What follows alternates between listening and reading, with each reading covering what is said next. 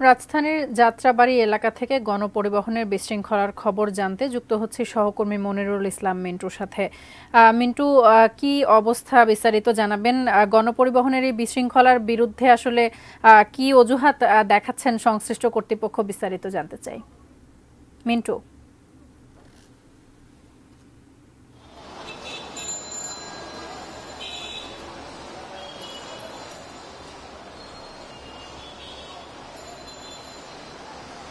গত কয়েক বছরে যাত্রাবাড়ির যে সড়কগুলো অনেক প্রশস্ত করা হয়েছে, কিন্তু এখানে অনেকগুলো সড়কের সংযোগস্থল এবং গত 2 বছরে পদ্মা সেতু চালু হওয়ার পরে এই এলাকার ব্যস্ততা যেমন বেড়েছে, পরিবহনের বিশৃঙ্খলা তেমনটি বেড়েছে। এখানে সব ধরনের যানবাহনের চলাচল করে এবং সেক্ষেত্রে আইনশৃঙ্খলা বাহিনীর এখানে প্রতিনিয়ত তদারকি থাকার পরও প্রতিনিয়তই বলা যায় যে বিশৃঙ্খলা, বিশেষ করে এখান থেকে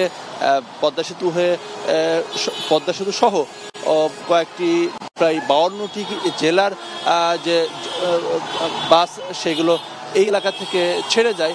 ফলে এবং পাশেই যে সায়দাবাদ বাস টার্মিনাল, সেই সায়দাবাদ বাস টার্মিনালের ভিতরে যাত্রী না তুলে সেই যাত্রীগুলো তোলা হয় মূল সড়কে এসে।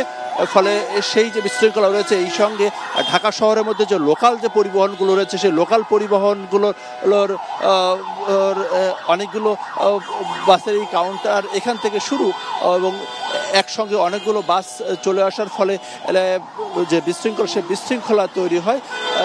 এবং বলা যায় যে কিছুটা সাম্প্রতিক সময়ে কিছুটা পরিবর্তন হয়েছে যাত্রাবাড়ি এলাকার, কিন্তু সেই পরিবর্তন দিয়ে যে সড়কের যে শৃঙ্খলা ফিরেছে সেটি আসলে বলার কোনো সুযোগ নেই।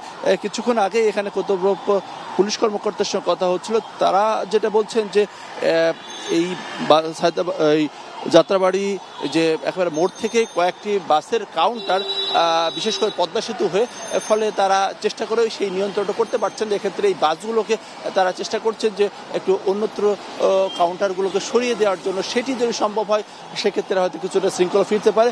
সেই সঙ্গে এখান থেকে ব্যাটারি চালিত রিক্সা এবং অটো রিক্সার যে চলাচল রয়েছে, লেগুনা চলাচল রয়েছে, সেই কারণে কিন্তু এই বিশৃঙ্খলা রয়েছে।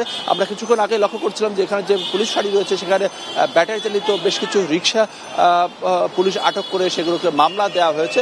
তো এই ছিল বলতে গেলে আসলে যাত্রাবাড়ির এলাকার অবস্থা। নানা রকম তদারকি রয়েছে, উদ্যোগ রয়েছে, কিন্তু সেই তদারকি বা উদ্যোগ সড়কের শৃঙ্খলা ফেরানোর ক্ষেত্রে খুব বেশি ভূমিকা রাখতে পারছে না।